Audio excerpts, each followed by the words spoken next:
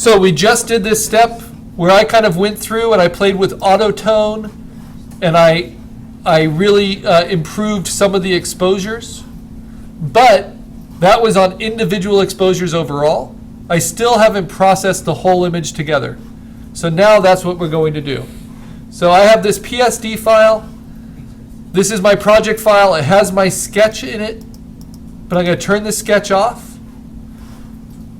And I'm going to save it as, or just save as my Carl Fry Assignment 6 project. Now, I am going to delete my sketch layer. And I'm going to turn off the background and actually delete the background layer. Why? So that I have just the image with all the different layers with this blank emptiness behind it. So it's like a sticker. Now what I do is I go up to layer, and this is different. We haven't done this before. And I say merge visible. If I say flatten image, that's wrong, because that's going to fill in the background with white. By merging visible, it's going to keep the background empty, but it will push all of these different layers into one layer. So I say merge visible now. And now the only layers that it didn't merge are the ones I decided not to use.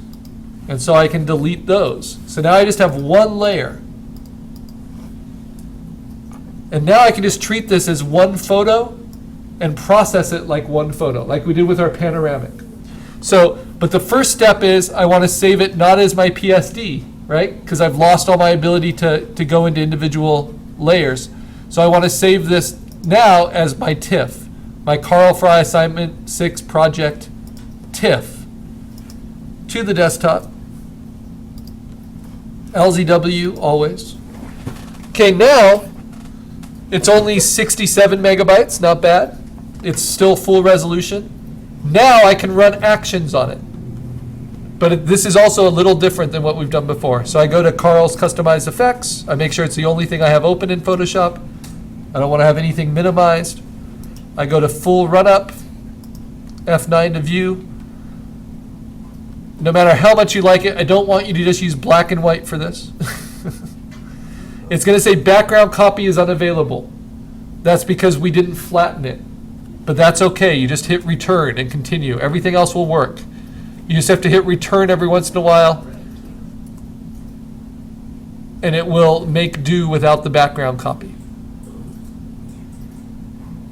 But there's a reason for this.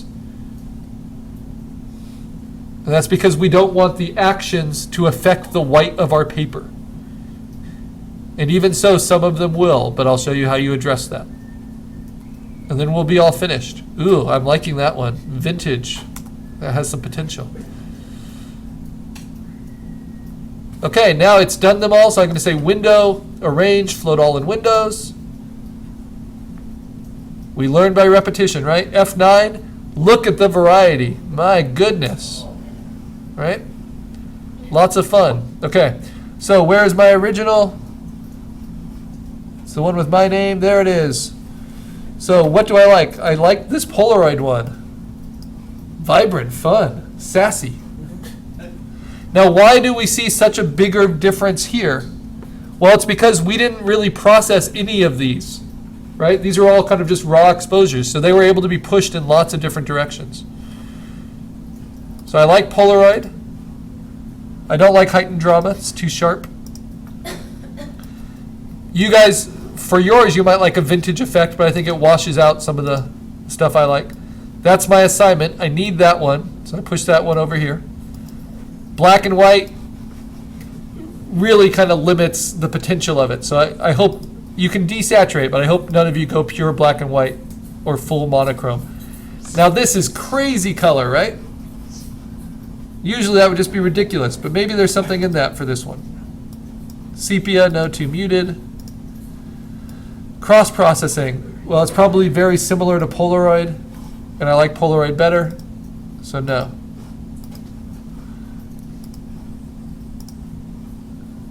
Max texture. I always say I like to use that one. Cool beans. Notice what it did to the white of the paper.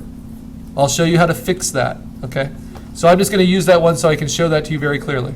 No. Little too blasted out. Little too dark, though I do like it. Actually, I might keep that one. I kind of like that one too. All right, let's look at these now. I'm going to open them all up and see if any of them repeat, because I don't like to have more than 5. So these two are pretty similar. I think I'm going to go with this one and not this one. 1, 2, 3, 4, 5, 6. Okay, I don't want this one. And I have another one I can show you that technique on. Okay, so how do I start? I take my original and I bring on the one that I think is kind of strongest. So let's start with the make it glow effect. What do I do? Well, the first thing I do, and this is the weird part, is I have to flatten this, right? And so I say layer, flatten image. The problem is, well, here, let me show you on another one, because I know this will affect the whites. So when I say layer, flatten image, in order to be able to bring it all over, look what it does to the white. They replace the white with this color. So now I select all, Command A, Command C, copy it, paste it on top of my original. So the problem is, how do I keep this purely blank? Well, this is how. You turn off the layer you just copied in, you go back to your original layer, you use the magic wand tool, you have contiguous unchecked at a tolerance of around 32, but it shouldn't matter, and you click somewhere on the empty space. And that will perfectly select out around your photos, because empty space, Photoshop has no problem indicating. It does much better than if that was white. And then I move that selection up to this layer, and then I hit delete. So then I have a truly kind of cut out version. And then I'm able to play with opacity and decide, well, how much do I want? So maybe about that much, and then I can close it. We want to have a completely empty background. So now I can take this one, I can flatten it, select it all, copy, paste, and even if it's white, I need to go through, I need to select that empty space and delete it from the new thing I brought in, and then deselect, and then blend it in.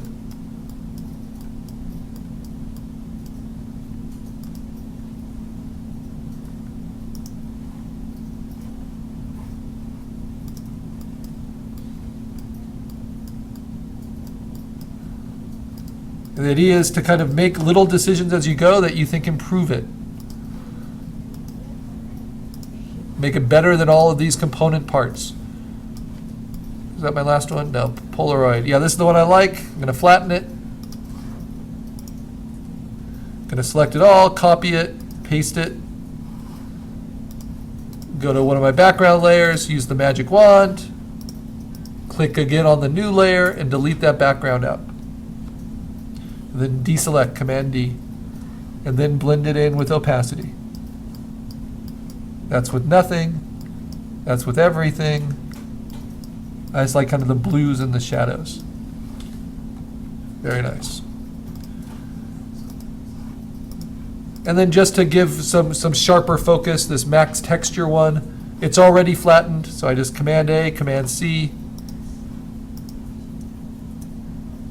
Command V, and then I change it to soft light, so all the colors come through, but it just gives me a lot more texture.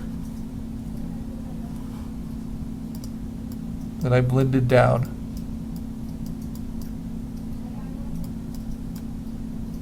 Actually, maybe I want pin light instead. Yeah. Doesn't darken everything quite so much.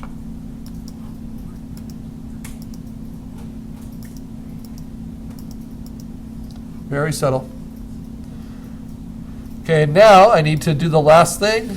I have to select this background empty space and then delete it from what I brought in.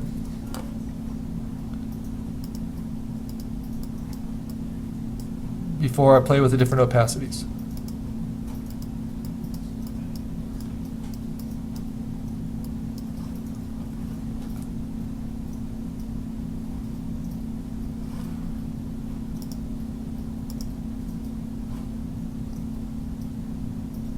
All right, very good.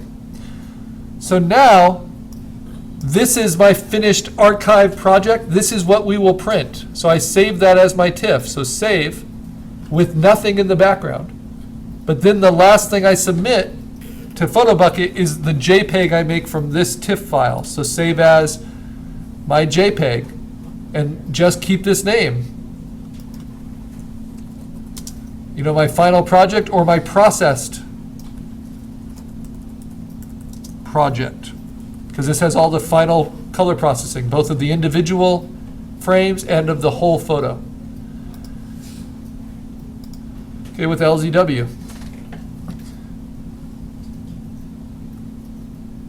Sorry, I just resaved it as a TIFF. I didn't need to do that. I need to save it as a JPEG. But it has that new name as a JPEG. And then you just want to check it. Make sure you like the way it looks with white behind it.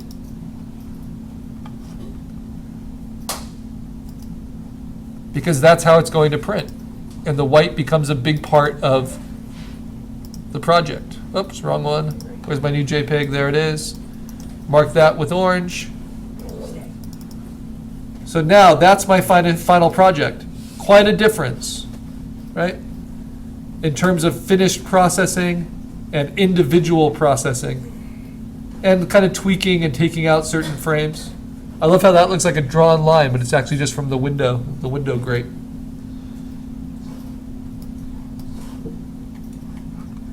And this way, all of your edges will be pretty clear, even when they're really bright. You know, they'll all be fairly distinct. So that's our PhotoCubist project with an Earth Day theme. So I will put mine up, and then I hope you guys will put yours up, and then we'll critique this. Remember, you can always upload from other computers as well. And as long as you submit something by the critique deadline, by midnight on the critique deadline, you can resubmit for a better grade. All of you are going to be working on this project, making it as good as possible for printing, because this is the project that you're all required to print for the midterm. And this is the project that I will help you print on and just get the most beautiful large size print. So we go to photo assignments, we go to assignment 6, and I'm gonna upload my own. By using upload button here, once you're in the right assignment, it allows you to put your title each frame.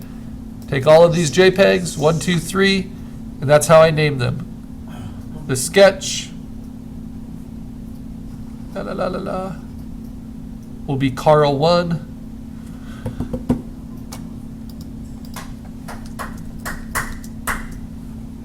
No applause is necessary. I understand the impulse, but the exposures on top of the sketch, but unprocessed, that's Carl 2, and the final project with post-processing is Carl 3.